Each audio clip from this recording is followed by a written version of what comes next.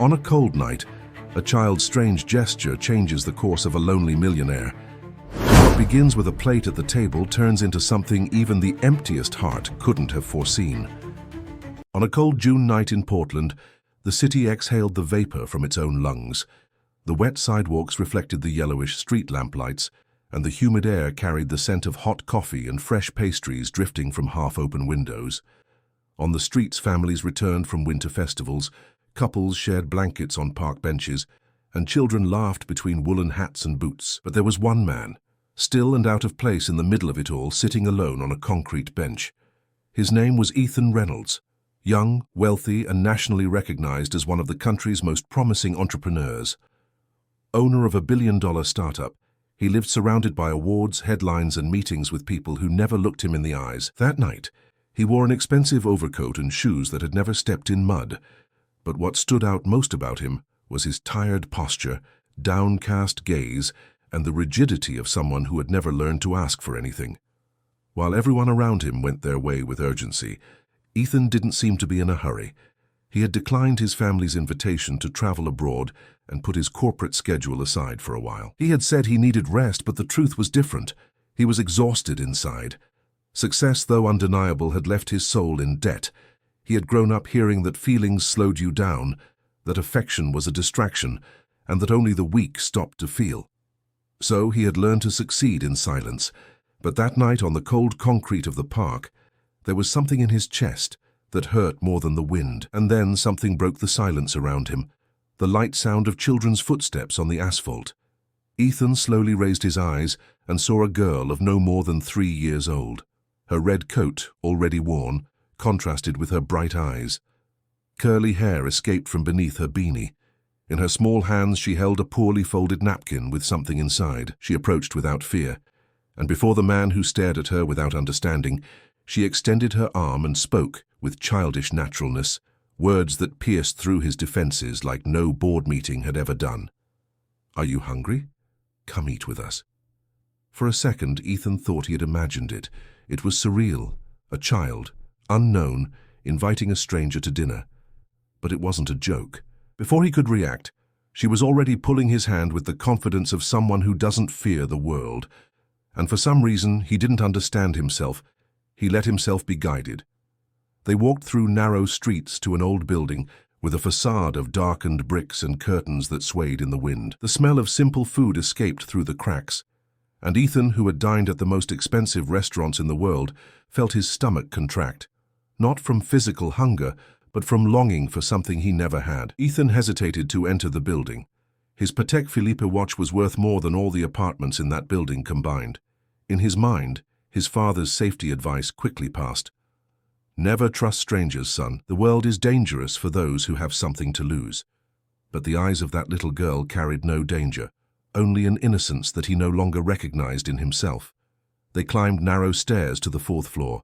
The girl skipped ahead, never letting go of his hand. At apartment 402, the door was ajar, and a female voice was softly singing a song that Ethan didn't know. "Mom, I brought the sad man from the bench." The girl's words immediately silenced the voice. Ethan saw a young woman appear at the kitchen door, eyes wide with surprise and confusion. She wore a simple apron over worn clothes, but there was a dignity in her posture that didn't match the modest environment. "Lily, what did I tell you about talking to strangers?" The woman quickly approached, placing herself between her daughter and Ethan. Her brown eyes analyzed him with a mixture of caution and embarrassment. "I'm sorry," Ethan began, not knowing exactly what to say. "Your daughter invited me, and I don't know why I accepted. Sorry for the inconvenience. I'm leaving now." He took a step back, but little Lily clung to his leg. "He was sad, Mom. And you always say that hot food helps sad people." Sarah, that was the name the girl had called her, sighed, running her hand through her dark hair.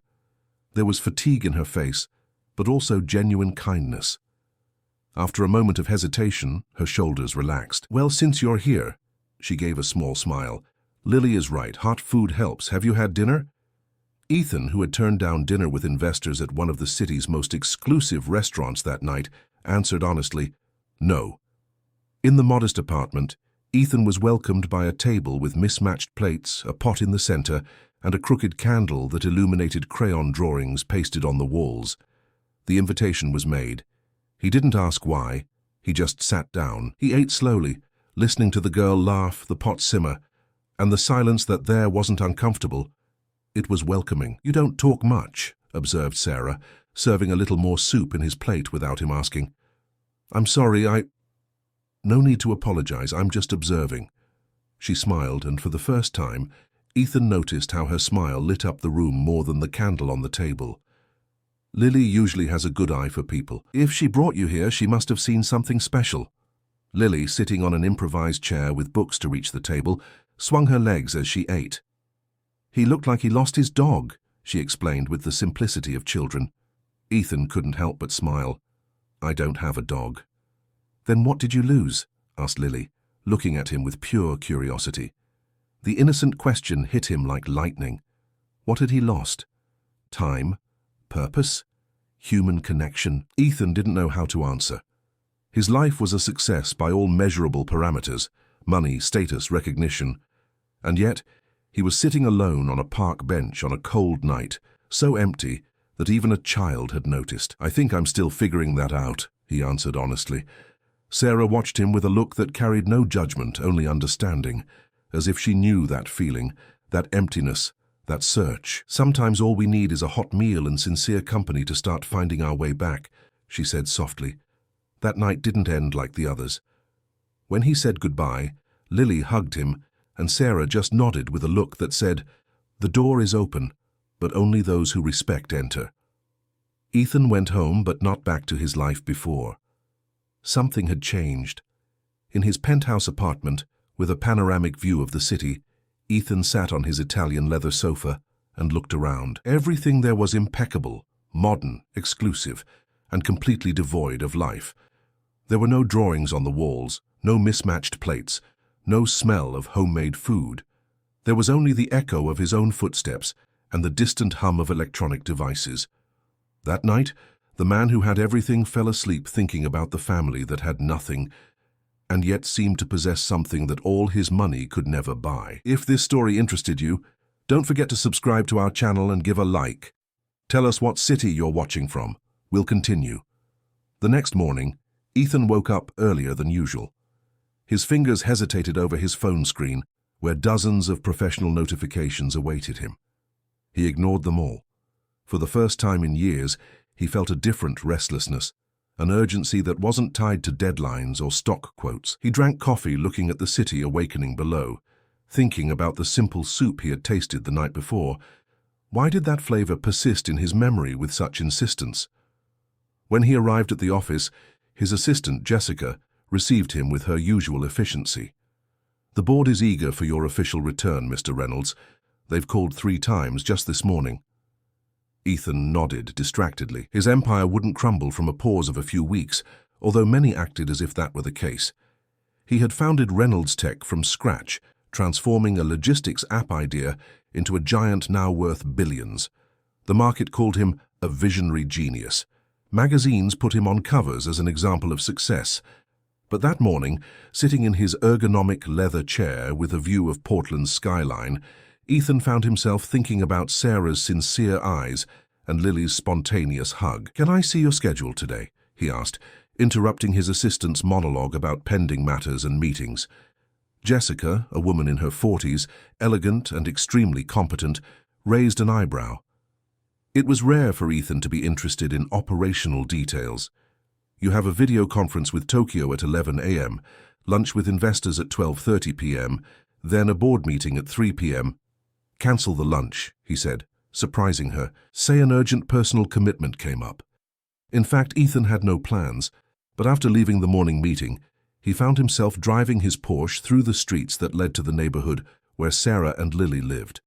He stopped at a bakery, and without thinking much bought fresh breads, cakes, and other treats that filled the display cases. The vendor recognized him and insisted on taking a photo, which would probably be on social media in minutes. Ethan smiled automatically, as he always did, and left with the fragrant bags. He parked a few blocks from the building. He didn't want to draw attention with the luxury car in that simple neighborhood. With each step, he questioned his own sanity. What was he doing there? What would he say? What if Sarah found him presumptuous, intrusive? What if Lily didn't even remember him? The building looked even more worn in daylight. The paint was peeling in several places, and the entrance intercom was broken. Ethan hesitated before entering. In the lobby, he found an elderly lady trying to climb the stairs with shopping bags. "Can I help?" he offered instinctively. The lady looked at him with initial suspicion, then nodded. "Fourth floor, apartment 401.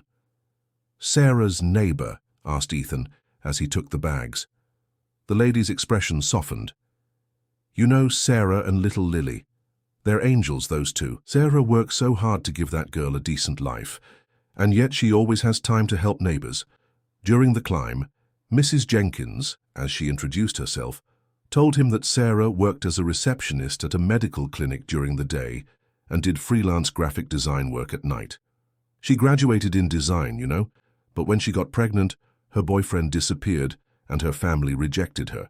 She had to drop out of college with just one semester left. A shame, she was talented. When they reached the fourth floor, Ethan left the groceries with Mrs. Jenkins and stood in front of apartment 402. He raised his hand to knock, hesitated, lowered it again. What would he say? Why was he there? The door suddenly opened and Sarah appeared, dressed to go out with Lily by her side. Her look of surprise at seeing him was immediately replaced by a polite smile. "Ethan, what are you doing here?" He began, feeling foolish. He raised the bakery bag as an explanation. "I brought breakfast or lunch. I don't really know what time you... Anyway." He never stammered in business meetings, but there, in front of this simple woman, words escaped him. Lily ran and hugged his legs.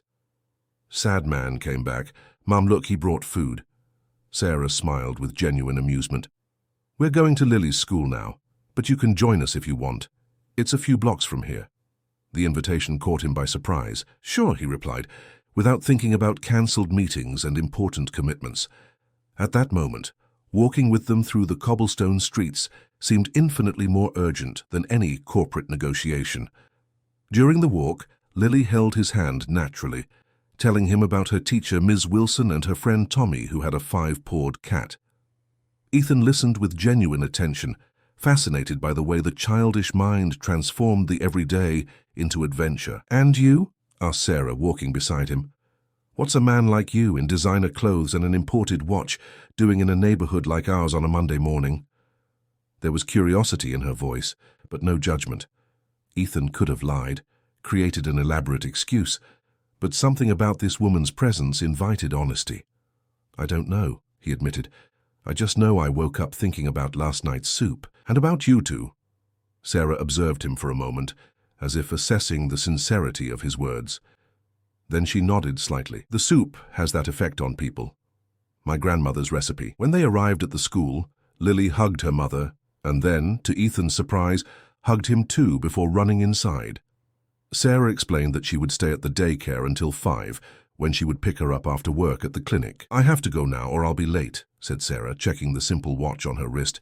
"Thank you for the breakfast and lunch, whatever it is." She smiled, pointing to the bag. Can I meet you after work?" The words came out before Ethan could contain them. "For coffee or tea or anything." Sarah studied him for a moment. "Why?" "Because..." Ethan sought an elaborate answer, but found only the truth. "Because your daughter said I looked sad, and she was right." The silence between them was filled with the sounds of the street, passing cars, distant voices, the wind in the trees. Sarah looked at her watch again and sighed. 5:30, here at the school. Come if you want." Ethan returned to the office with renewed energy. He conducted the video conference with Tokyo brilliantly, proposed innovative solutions at the board meeting, and even praised an intern's work, leaving the young man visibly moved. His colleagues noticed the change. "The spiritual retreat did you good, Ethan," commented Brian, his partner and longtime friend.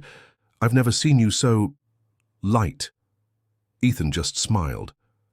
How to explain that it wasn't an expensive retreat, exclusive therapy, or mindfulness practice that caused the change? How to say it was the simple invitation of a child and homemade soup served on mismatched plates? At 5:15, Ethan dismissed his driver and drove himself to Lily's school. He arrived before Sarah and waited in the car, watching children leave accompanied by their parents. Families, something he had never really valued, focused on building his empire. He saw when Sarah arrived, hurried, her hair slightly disheveled by the wind. She searched among the children and smiled when she located Lily. The little one ran into her mother's arms, and Ethan felt a pang in his chest. That was real. That was life. He got out of the car and walked toward them. Lily saw him first and waved enthusiastically. Ethan, you came. Sarah turned, surprised. It seemed she hadn't really expected him to show up. You really came. I promised, didn't I? He replied, smiling. Actually, you just asked if you could come, she corrected, but there was a playful gleam in her eyes.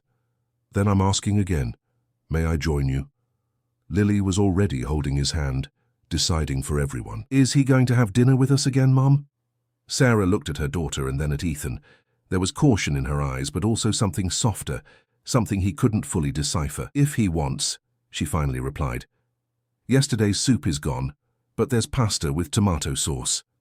Ethan, who had already turned down invitations to dinners in Paris and Milan, felt a disproportionate happiness with the invitation to eat pasta in a modest Portland apartment. I can't think of anything I'd want more, he replied honestly. And so the man who had everything began to discover what he really lacked, and it wasn't in any financial report, in any newspaper headline, in any bank account.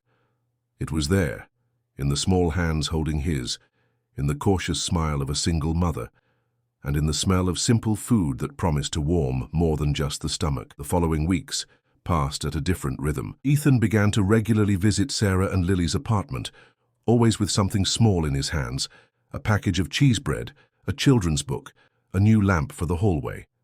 He never brought expensive or ostentatious gifts. He had understood, without anyone needing to say, that Sarah would not accept charity or demonstrations of economic power. In the third week, he arrived with tools to fix the dripping kitchen faucet. Sarah watched him, leaning against the doorframe, arms crossed and an amused expression on her face. Do you really know how to fix that, or are you trying to impress? She teased. Ethan, with rolled-up sleeves and knees on the floor, smiled without taking his eyes off the task. My father was a plumber before the company grew. He insisted I learn, even when we already had money to hire people. Sarah seemed surprised. I thought you were one of those heirs who never needed to work. My father started fixing leaks in humble neighborhoods. He was the one who invented a more efficient valve that revolutionized the market. I grew up watching him work with his hands. Ethan adjusted the new valve with precision. He used to say that a man who doesn't know how to fix what he uses doesn't deserve to use it.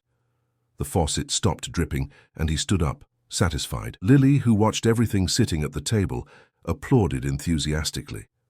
Magic? It's not magic, little one, explained Ethan, washing his hands. It's physics. Water follows a path, and when that path is well closed, it stops. Like when we close our mouth to not say something silly, asked Lily, repeating an expression she had certainly heard from adults. Ethan and Sarah laughed in unison, a moment of harmony that didn't go unnoticed by either of them. Exactly like that, agreed Sarah, exchanging a complicit look with Ethan. That night, after Lily fell asleep, they sat talking on the small balcony of the apartment. The city shimmered in the distance, and the cold July wind made them unconsciously move closer. Why do you keep coming here? Sarah finally asked, staring at the teacup in her hands. You must have much more interesting places to go, much more sophisticated people to see. Ethan pondered the question, seeking the most honest answer. Here I feel real, he said simply. Out there, I'm what they expect me to be. The visionary businessman, the billionaire bachelor, the name in the newspapers. Here I'm just me. Sarah looked at him with an intensity that made his heart race. And who are you, Ethan Reynolds? Really you? I'm still figuring that out, he replied, and realized it was the absolute truth. The silence that followed wasn't uncomfortable. It was full of possibilities, of things not said but felt, of paths opening before them. At Reynolds Tech, however, not everything was going so smoothly. Ethan's constant absence from social gatherings and corporate events began to generate whispers. Brian, his partner, approached him directly after a particularly tense meeting with investors. Where have you been, Ethan? You cancelled 3 important dinners this month, disappeared after hours. There are rumors you're planning something big in secret. Ethan hesitated. How to explain that he spent his nights helping a 3-year-old girl with crayon drawings and listening to a single mother's stories about her daily struggle? I'm reorganizing some priorities, he replied vaguely. Brian, who had known him since college, wasn't convinced. There's a woman in this story, isn't there? Has the eternal bachelor Ethan Reynolds finally found someone? Ethan neither confirmed nor denied, but his silence was answer enough for Brian, who smiled mischievously. Whoever she is, she must be special to leave you like this with that goofy look. Just don't let it affect the company, okay? The market is volatile, and we need you 100% focused. Focused. That's exactly what Ethan had always been, obsessively focused on business, strategies, results. But now his focus was shifting, like a lens that finally finds the right adjustment and reveals a clearer image of what really matters. On a Thursday afternoon, his phone rang while he was in a meeting. Normally he would ignore it, but seeing Sarah's name on the screen, he immediately answered, excusing himself to those present. Ethan? Sarah's voice sounded anxious. It's Lily. She has a high fever, and I can't leave work right now. The school called saying I need to pick her up, but I'm alone at reception and... I'm on my way, he interrupted, already grabbing his car keys. Don't worry. He left the room, leaving everyone stunned. Ethan Reynolds never interrupted meetings, much less ran out in the middle of them. At reception, Jessica intercepted him. Mr. Reynolds, the video conference with Tokyo is scheduled for 20 minutes from now. It's crucial for the deal with the Japanese investors. Reschedule, he ordered without slowing his pace. Say I had a family emergency. Family. The word came out so naturally that he only realized what he had said when he was already in the car. Family emergency. Lily wasn't his family, Sarah wasn't his family, but somehow, inexplicably, it felt like they were. The school was almost empty when he arrived. Lily was lying in a small improvised infirmary, her little face red with fever, her bright eyes filled with tears. When she saw him, she immediately stretched out her arms. Ethan, she called, using his name instead of sad man for the first time. He picked her up, feeling her warm little body against his chest. I'm here, little one. I'll take you home. The school principal looked at him with suspicion. Are you a relative of Lily's? Ethan hesitated for a moment. I'm a family friend. Her mother authorized me to pick her up. After a call to Sarah confirming the information, the principal allowed him to take Lily. But instead of going to the apartment, Ethan drove straight to the private hospital where he was a VIP patient. I need a pediatrician. Now, he demanded at reception, still holding Lily in his arms. Half an hour later, the girl was being examined by one of the best specialists in the city. The diagnosis wasn't serious, a throat infection that caused the fever, but she would need antibiotics and rest. Sarah arrived at the hospital breathless, her face marked with concern. Seeing Lily sleeping peacefully in a luxury hospital bed, with Ethan sitting beside her reading a children's book in a low voice, she stopped at the door, not knowing how to react. How is she? She finally asked, approaching.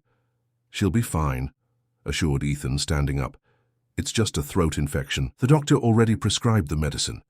Sarah looked around, noticing the private room, the state-of-the-art equipment, the personalized service. Her face closed slightly. Ethan, I can't pay for this. My health insurance is basic and... Don't worry about that, he interrupted gently. It's all taken care of. I can't accept, she insisted, her voice firm despite the evident fatigue. I don't want to be a charity case for you. Ethan approached, holding her hands gently. It's not charity, Sarah. It's... He searched for the right word. It's care. I care about you. About both of you. Something in his look must have convinced Sarah, because she didn't argue anymore. Instead, she rested her head on his shoulder, a gesture of surrender and trust that made Ethan's heart race. Thank you, she murmured against the fabric of his shirt. That night, Ethan didn't leave the hospital. When Lily woke up briefly, she found her mother and Ethan sleeping in uncomfortable chairs beside her bed, their hands unconsciously united between them. The girl smiled before going back to sleep, feeling safer than ever before. The next morning, when Sarah went to the bathroom, Lily looked seriously at Ethan.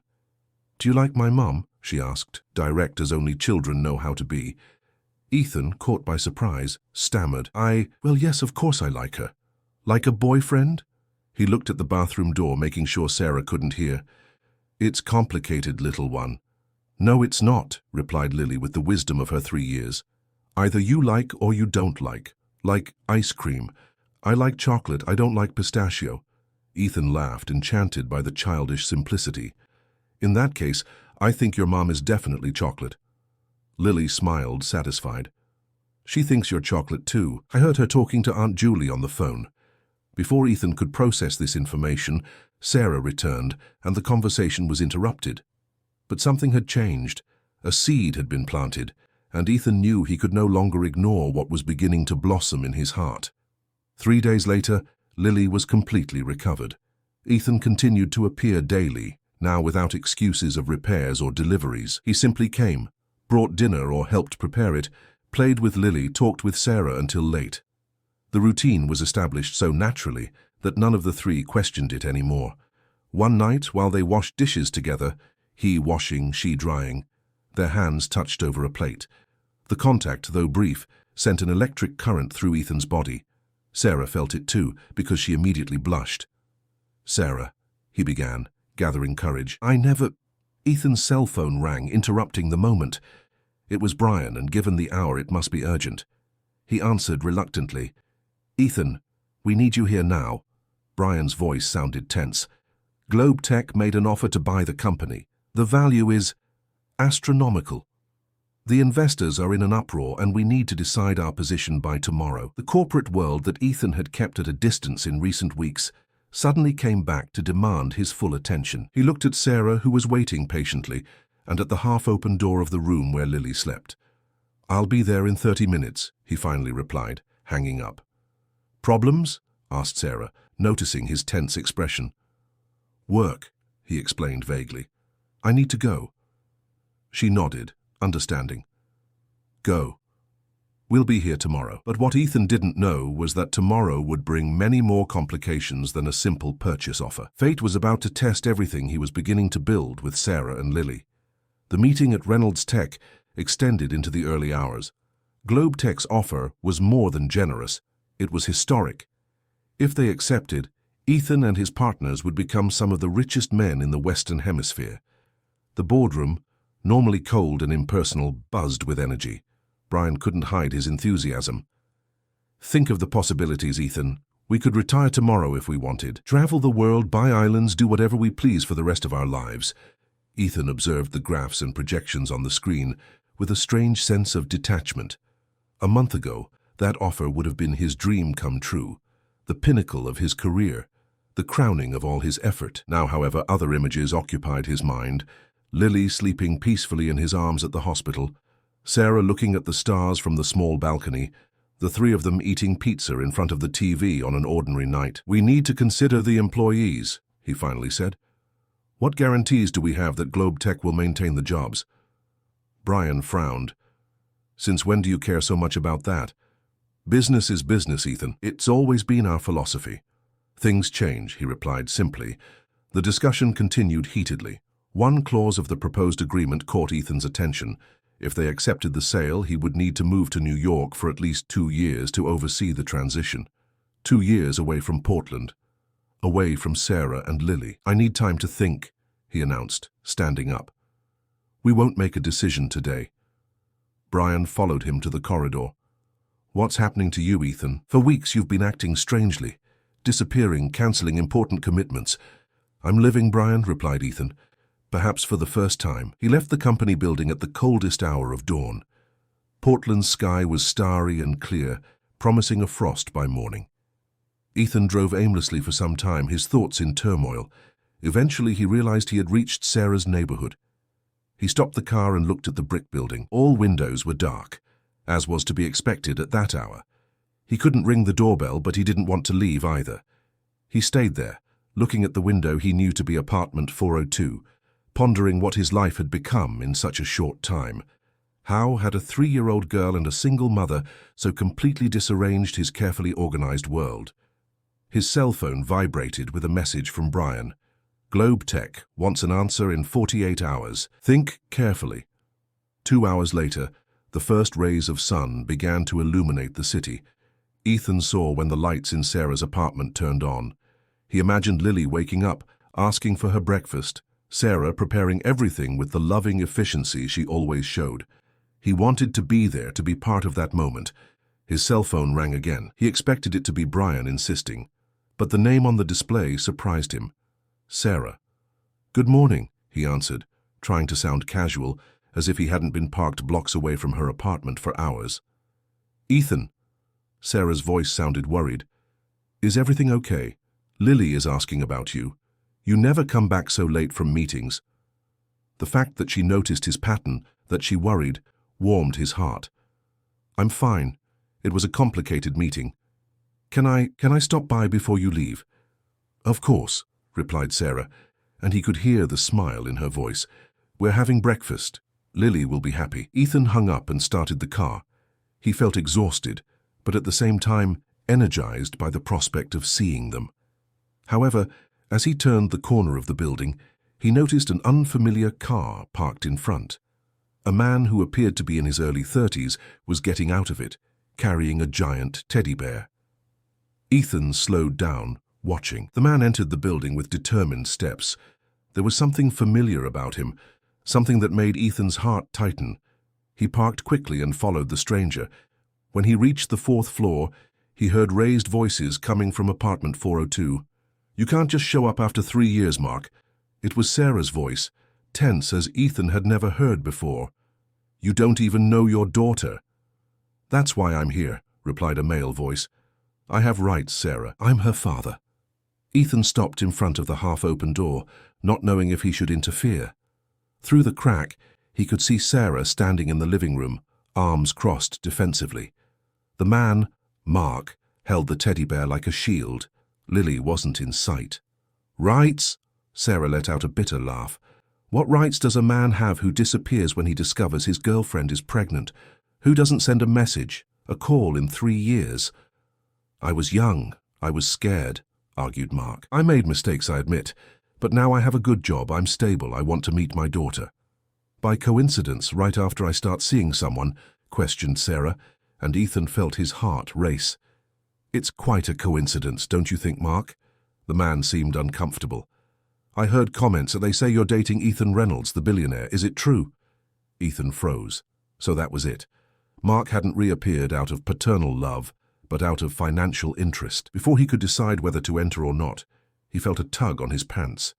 Lily was there, looking at him with curiosity. "Ethan!" she exclaimed, hugging his legs. "You came!" The exclamation was enough to attract the attention of the adults in the room. Sarah looked at the door, surprised and visibly relieved to see Ethan. Mark, on the other hand, seemed annoyed. "Ethan!" called Sarah, extending her hand as if she needed support. "This is Mark, Lily's father." Ethan entered the room holding Lily's hand. The girl looked curiously at the stranger with the big bear. "Who's that man?" she asked innocently. Mark knelt down, offering the bear. "Hi, Lily. I'm your dad." The girl looked at the bear, then at the man, showing no recognition. "I don't have a dad," she replied simply. "I have Mom, and I have Ethan." The silence that followed was dense. Ethan felt a mixture of pride and apprehension at Lily's words. Mark stood up, visibly disturbed. "She doesn't even know me," he said accusingly to Sarah. "And whose fault is that?" Sarah shot back. "You had 3 years, Mark. 3 years. And now I want to make up for lost time," he insisted. "I have legal rights, Sarah. I can demand visitation, shared custody." "You never cared before," interrupted Sarah, her voice trembling. "Why now? Is it because of him?" She pointed to Ethan. Mark hesitated, confirming the suspicions. "I heard you're getting involved with one of the richest men in the country. My daughter deserves to enjoy that too. After all, I'm her biological father." Ethan felt his blood boil. The explicit exploitation, the blatant attempt to use Lily as a bridge to financial benefits, was repulsive. "I think you should leave," he said calmly but firmly. "Sarah and you can discuss this another time, with lawyers if necessary. Now is not the time or place." Lily clung tighter to Ethan's leg. "I don't want his bear," she murmured. "I want to go to school with you and Mom." Mark looked from Ethan to Sarah, then to Lily. "This isn't over," he warned, leaving the bear on the armchair. "I'll file for shared custody this week. I have rights, and I'm going to exercise them." After his departure, the apartment fell silent. Sarah looked exhausted, as if she had run a marathon. Without saying anything, Ethan hugged her, and she allowed herself to cry silently against his chest. "He never cared," she whispered between sobs. "Never asked how she was if we needed anything. And now he shows up just because I'm in your life," Ethan completed softly. "I'm sorry." Lily, confused by the scene, hugged both their legs. "Why is Mom crying, Ethan?" Ethan knelt to be at her height. "Sometimes adults cry when they're sad or worried, little one, but it's going to be okay, I promise." "Will the bear man come back?" asked Lily, apprehensive. Ethan and Sarah exchanged glances. "Probably," answered Sarah honestly. "He's your biological father, Lily. That means—" "I know what a dad is," interrupted Lily with surprising maturity. "A dad is someone who takes care, who plays, who makes food and tells stories, like Ethan does." The simple words of the child hit Ethan like lightning. He looked at Sarah, who seemed equally impacted. That morning, none of the three left. Sarah called the clinic claiming family problems, and Ethan cancelled all meetings, including a crucial discussion about Globetech's offer. They stayed in the apartment, playing board games, watching cartoons, pretending the world outside didn't exist. At night, after Lily fell asleep, Ethan told Sarah about the company's purchase offer. He explained about the clause that would require his move to New York for 2 years. Sarah listened in silence, her face a mask of studied neutrality. "It's an incredible opportunity for you," she finally said, not looking directly at him. "You built that company from scratch. You deserve this recognition." "But it would mean leaving Portland," replied Ethan. "Leaving you two." Sarah finally faced him. "We are not your responsibility, Ethan. We never were. You have your life, your dreams, your ambitions. You can't throw them away because of this." "This?" repeated Ethan, hurt. "What is this to you, Sarah?" She hesitated, searching for the right words. "I don't know. A few weeks together, dinners, laughter. It's good, it's special, but it's not your real life." "What if it is?" The question hung between them, loaded with possibilities. "What if this is more real than everything I lived before?" Sarah stood up, hugging her own body, as if she suddenly felt cold. "I don't want you to sacrifice your career, your plans for us, and especially I don't want you to do it and then regret it. Blame us." "I would never." "You don't know," she interrupted, her voice firm despite the tears in her eyes. "You've never lived with limitations, Ethan. Never had to choose between paying rent or buying medicine. Never felt the weight of being solely responsible for another life. This world, our world, is not yours." The words hurt more than Ethan expected, mainly because they contained an undeniable truth.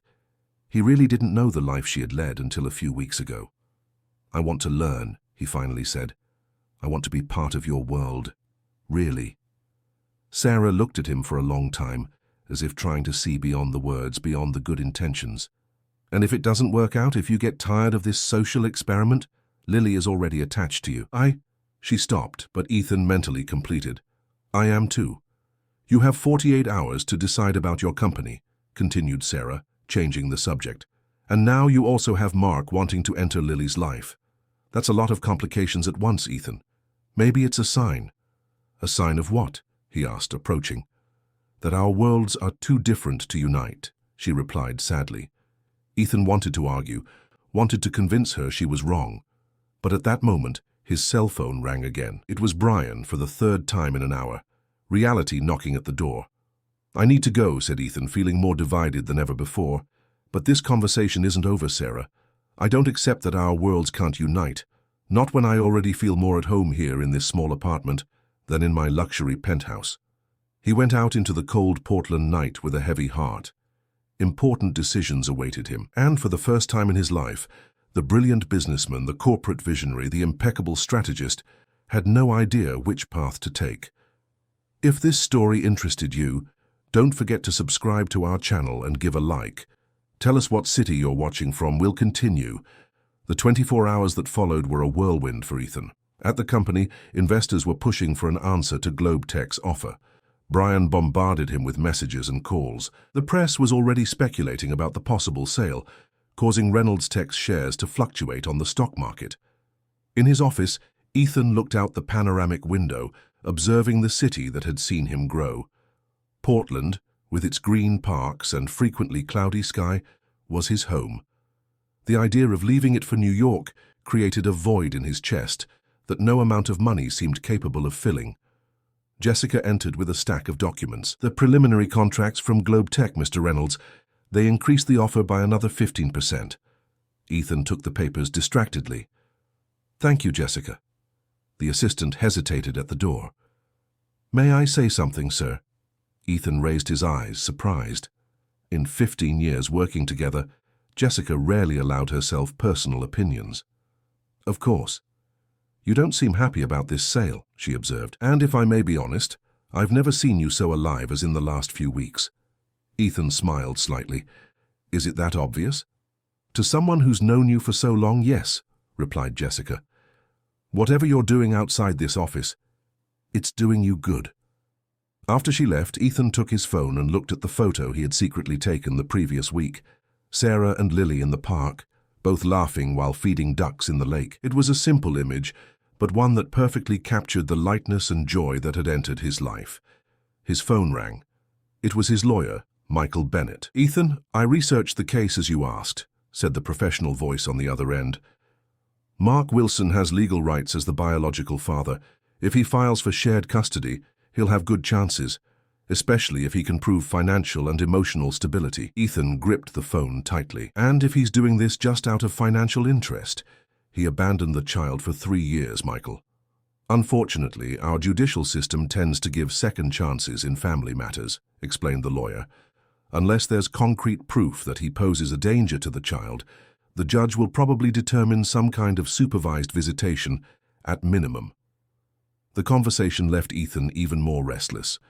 After hanging up, he made a sudden decision. He grabbed his coat and left, surprising Jessica once again. He drove to the clinic where Sarah worked. It was a modest medical establishment in a middle-class neighborhood. He parked and entered, feeling the curious looks from patients in the waiting room. It wasn't every day that Ethan Reynolds, a frequent face in business magazines, appeared in an ordinary clinic. At reception, he saw Sarah organizing medical records. She raised her eyes and froze seeing him there, clearly out of place in his impeccable suit. "Ethan, what—" "We need to talk," he interrupted. "It's important." Sarah looked at the wall clock. "My break is in 20 minutes. "I'll wait," he decided, sitting among the patients. During those 20 minutes, Ethan experienced something rare in his life, being just one more person. No one approached him to talk about business. No one asked his opinion on the financial market. No one tried to impress him. He was just a man waiting, anonymous among coughs and banal conversations. There was something strangely comforting in this. When Sarah finally signaled that she could leave, they walked to a small plaza in front of the clinic. They sat on a bench similar to the one where everything had begun just over a month ago. "I talked to my lawyer," Ethan began without preamble, "about Mark and the situation with Lily." Sarah visibly tensed. "And? He has legal rights," admitted Ethan. "If he files for shared custody, he'll probably get some kind of visitation at minimum." Sarah closed her eyes for a moment, absorbing the blow. "I knew it, but I hoped." "There's something we can do," continued Ethan. "Something that would completely change the situation." She looked at him, confused. "What?" Ethan took a deep breath. The words he was about to say would change his life forever in whichever direction they went. "I could adopt Lily." Sarah's eyes widened. "What?" "Legally, as her father. If I adopted Lily, we would have a much stronger case against Mark, especially considering his history of abandonment." "Ethan," Sarah shook her head, bewildered, "you can't just adopt a child like you by a company. It's a lifelong responsibility." "I know," he replied calmly, "and I'm willing to take it on." Sarah stood up, walking a few steps away from him. "This is crazy. We've known each other for a few weeks. You can't make a decision like this on impulse." "It's not impulse," assured Ethan, also standing. "Sarah, in my entire life, I've never been so sure of something as I am of this. When I'm with you two, I feel like I found something I didn't even know I was looking for.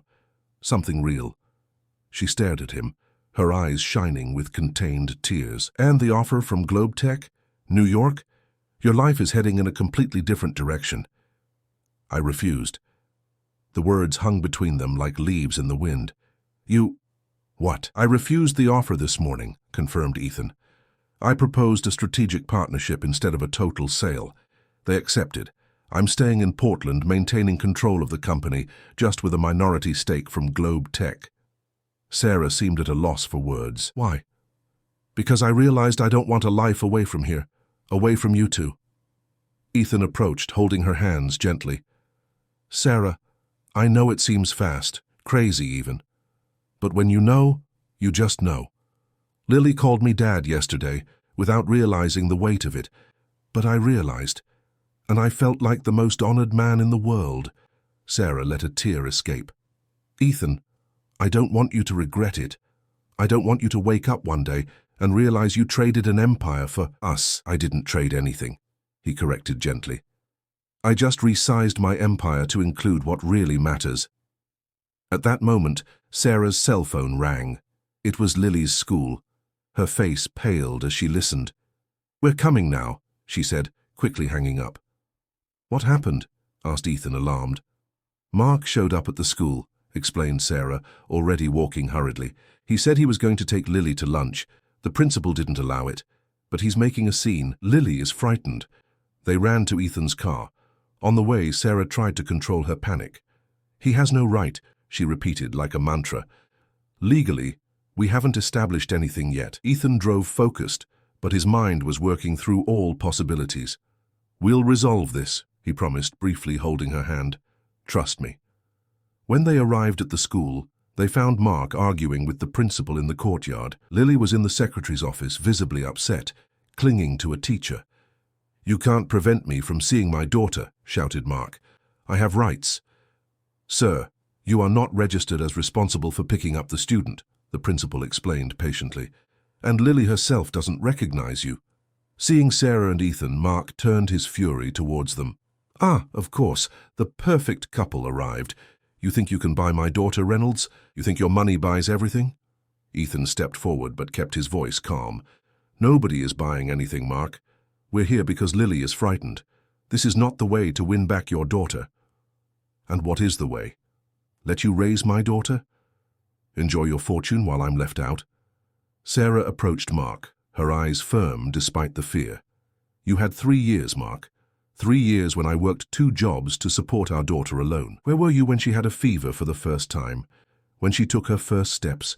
When she cried at night with colic?" Mark seemed momentarily disconcerted. "I made mistakes, I've already admitted that. But I have the right to a second chance." "Yes, you do," Sarah agreed surprisingly.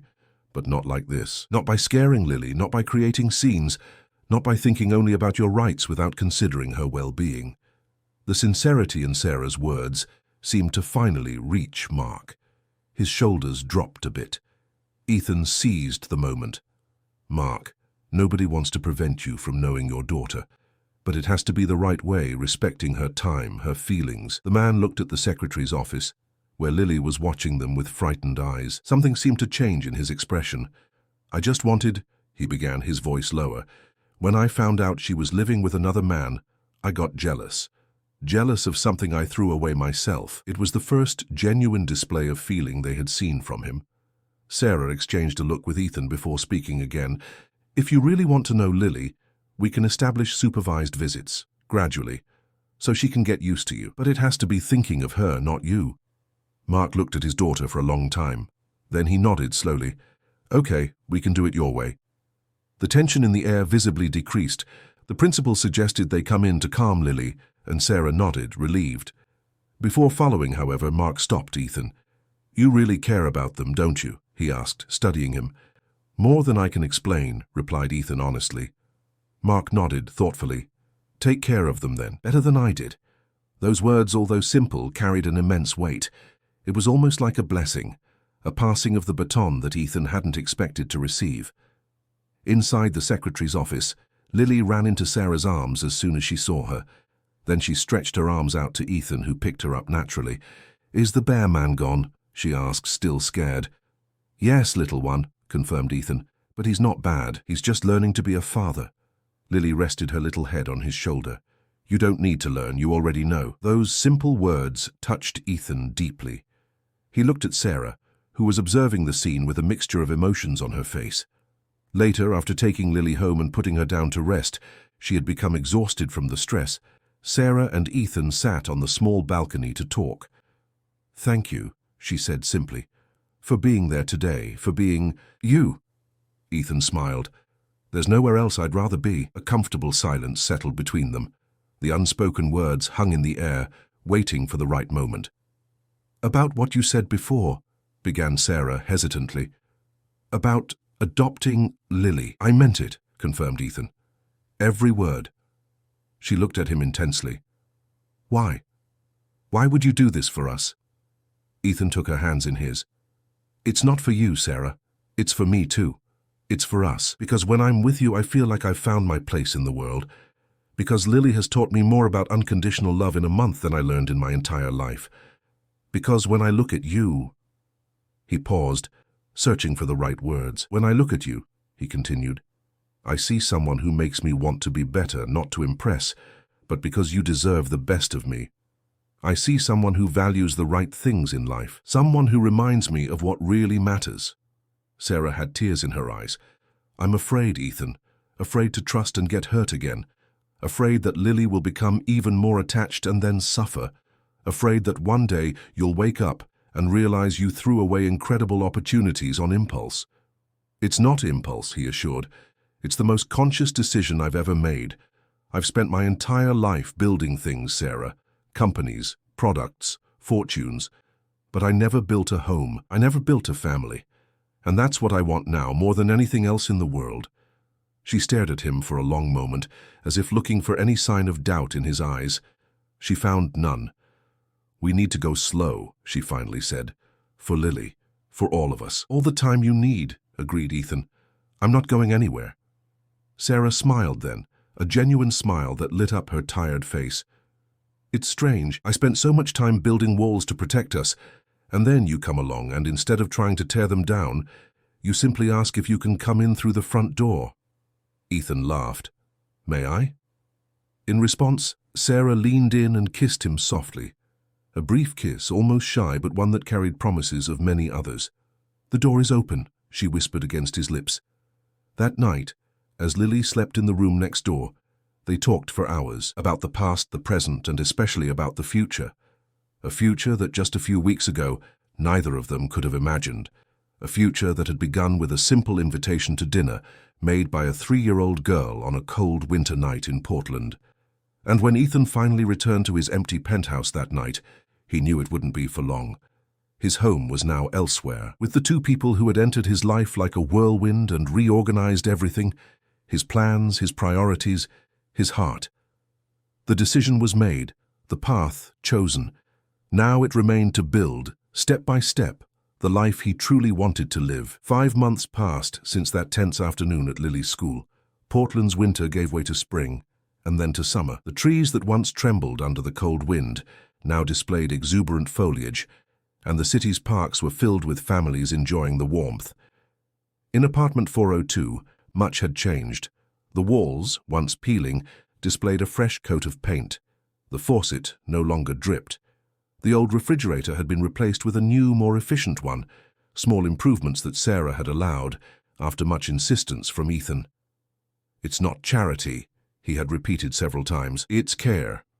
Gradually she had accepted that caring was his language of love, not through expensive gifts or grand gestures, but in the small things, fixing what was broken, improving what could be improved, being present when needed. Ethan still lived in his penthouse, but spent most of his free time in Sarah and Lily's apartment. A silent agreement had been established between them. They would move forward slowly, respecting everyone's pace, especially Lily's. Mark kept his word. The supervised visits began timidly, always with Sarah present. At first, Lily was shy and reserved with her biological father, but over time, small bonds began to form. Mark, surprisingly, proved to be patient and genuinely interested in getting to know his daughter, without trying to force an intimacy that didn't naturally exist. "He's really trying," commented Sarah to Ethan after one of the visits. No pressure, no demands. Just trying.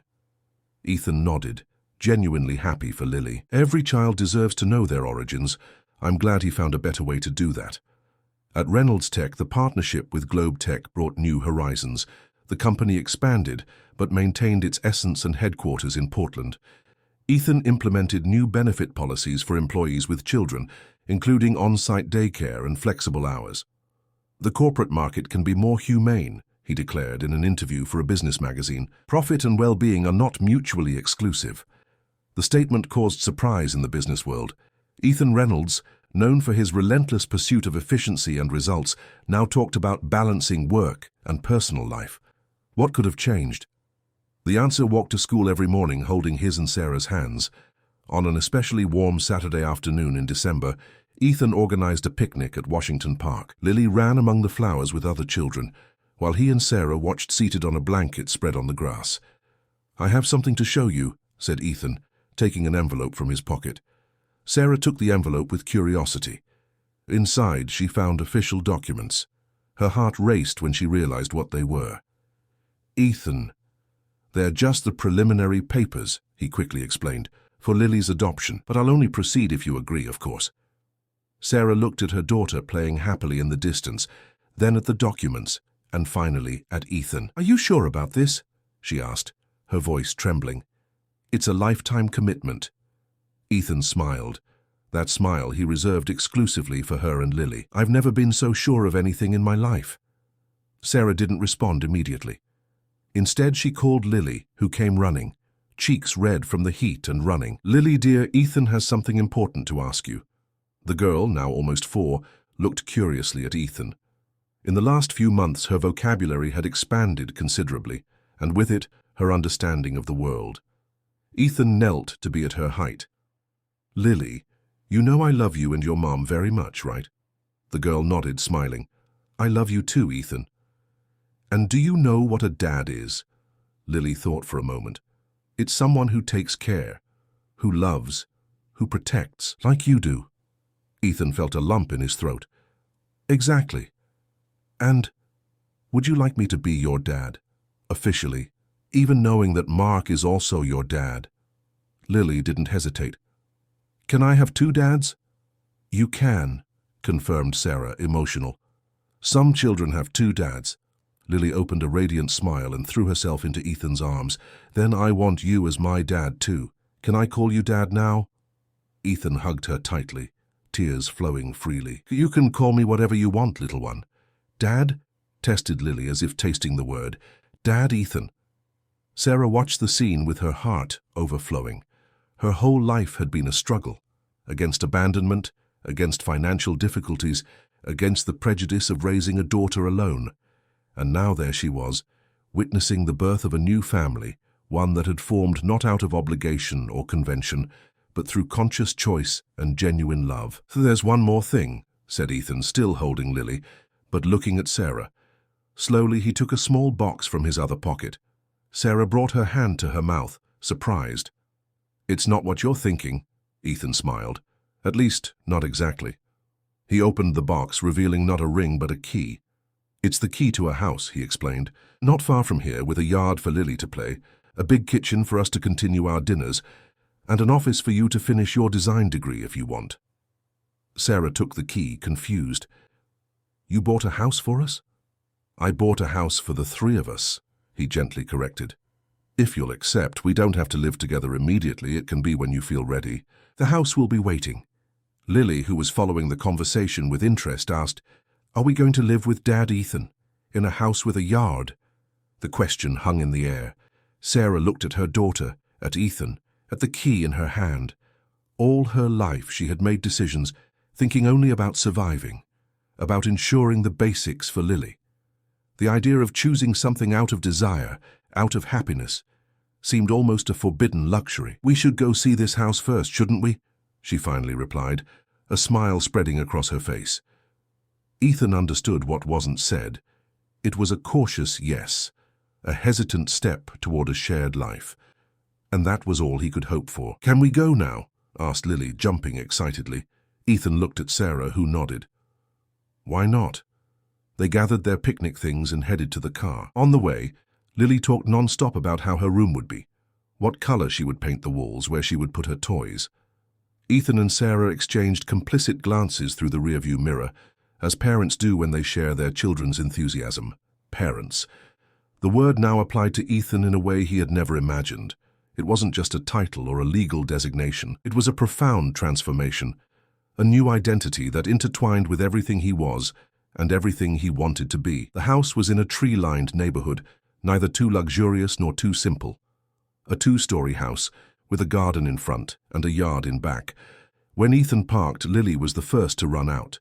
"Wait, honey," called Sarah, using her maternal tone. "We don't know the place yet." Ethan opened the gate and let Lily enter first. The girl ran through the garden, discovering every corner with the curiosity typical of childhood. Sarah followed more slowly, observing the welcoming facade, the large windows, the swing hanging from a robust tree. "When did you buy this?" she asked, still processing the surprise. 2 weeks ago, admitted Ethan, "but I only received the keys yesterday. I wanted to be sure before showing it to you." Inside, the house was spacious but cozy. The furniture was simple and elegant, without the ostentation that Sarah feared. In the living room, an entire wall was empty, with only strategically positioned nails. "For Lily's drawings," explained Ethan, following her gaze. "I thought we could create a gallery." Sarah felt tears in her eyes. This man who could have anything anyone had chosen to create a space for her daughter's childish drawings. Lily ran up the stairs, discovering the bedrooms. Her cry of joy echoed through the house when she found what would be her room, decorated in soft shades of green and yellow, with a house-shaped bed and shelves for books and toys. "Mom, come see my room," she called enthusiastically. Sarah went up, with Ethan a few steps behind. The room was perfect, neither too elaborate nor too childish, a space that could grow with Lily. "You thought of everything," commented Sarah, turning to Ethan. "I tried," he replied, "but I might have forgotten something. We can change whatever you want." Sarah explored the rest of the second floor, a spacious master bedroom with a small balcony, a comfortable bathroom, a guest room, and the promised office, already equipped with a professional drawing desk and a state-of-the-art computer. "For you to finish your degree," explained Ethan when she touched the drawing desk with reverence. "If you want." Sarah looked at him with emotion overflowing. "How did you know that this was my dream?" "You mentioned once, in passing, that you had abandoned your last semester of design. I researched and discovered that Portland State University accepts reintegration of students who interrupted their course. I've already checked everything. You would need just one more semester to graduate." The attention to detail, the attention to things she had mentioned casually, the genuine concern for her abandoned dreams. All this said more about Ethan's feelings than any grand declaration could say. "Ethan," began Sarah, her voice choked, "I don't know what to say." He approached, holding her hands. "You don't need to say anything. I just want you to know that this isn't about buying your love or Lily's. It's about creating opportunities for us to be happy together, to build something new, the three of us." Lily appeared at the door, interrupting the moment. "I like the house, Mom. Can we live here, please?" Sarah looked at her daughter, then at Ethan. Her whole life had been defined by limitations, by necessary no's, by practical choices instead of heart choices. For the first time, she allowed herself to consider a yes based purely on the desire to be happy. "We can," she finally answered, "but let's go slow, okay? First, we'll spend some weekends here to get used to it." Lily celebrated, jumping joyfully. Ethan, however, remained quiet, watching Sarah attentively. "Are you sure?" he asked softly, when Lily ran off to explore more of the house. Sarah smiled, a full smile without reservations. "I am. I want to try, Ethan. I want to build this with you, step by step." He hugged her then, a hug that carried promises, gratitude, and above all, love. Not the idealized love of fairy tales, but real love, built daily, made of conscious choices and mutual commitments. 2 months later, in a simple ceremony at the Portland courthouse, Ethan signed the papers that officially made him Lily's adoptive father. Mark was present, in silent testimony of his approval. There was no animosity between the two men, only a mutual respect for the role each played in the girl's life. "Dad Ethan and Dad Mark," declared Lily solemnly after the ceremony, as if announcing a great truth to the world. "I have 2 dads now." The childish simplicity drew smiles from all present. Ethan picked Lily up and kissed her forehead. "Forever, little one," he promised, forever. That night, in the new house they now officially shared, Ethan and Sarah sat on the back porch, watching Lily run through the yard, chasing fireflies in the twilight. "She's so happy," commented Sarah, leaning back on Ethan's shoulder. "And you?" he asked, caressing her hair. Sarah smiled. "I am too. More than I thought possible." Ethan took something from his pocket. "Now, yes, a small velvet box. It might be too soon," he began, hesitant. "And if it is, we can wait. I'm not in a hurry, but I wanted you to know." Sarah opened the box, revealing a delicate ring with a single stone that sparkled under the soft light of dusk. It wasn't ostentatious or flashy. It was elegant, discreet, perfect. "It's not a formal proposal," Ethan quickly explained. "It's more of a promise that I'll be here building this life with you for as long as you want me." Sarah looked at the ring, then at Lily playing in the garden, and finally at Ethan, the man who had entered her life so unexpectedly and changed everything, not with grand gestures but with small constancies. "I love you," she said simply, words she had never said to him before. "I love you for who you are, not for what you can give us." Ethan felt his heart race. Those 3 words, so simple and so profound, were all he needed to hear. "I love you too," he replied, and the truth of it reverberated in every cell of his body, more than I ever imagined possible. Sarah took the ring and placed it on her finger. It wasn't a definitive yes, but an acceptance of the promise, a commitment to continue walking together, discovering together, building together. "Lily," she called, "come see something beautiful." The girl came running, curious eyes. "What beautiful thing, Mom?" Sarah showed the ring. "Ethan gave me this. It's a promise that we'll stay together, building our family." Lily looked at the ring, then at the 2 adults, and smiled that smile that lit up the world. "Like a happy ending from stories?" "It's not an ending, little one," Ethan gently corrected. "It's just the beginning of an even more beautiful story." And there, under the sky that was tinging with stars, they sealed that promise with a soft kiss. It wasn't the end of a journey, but the beginning of another.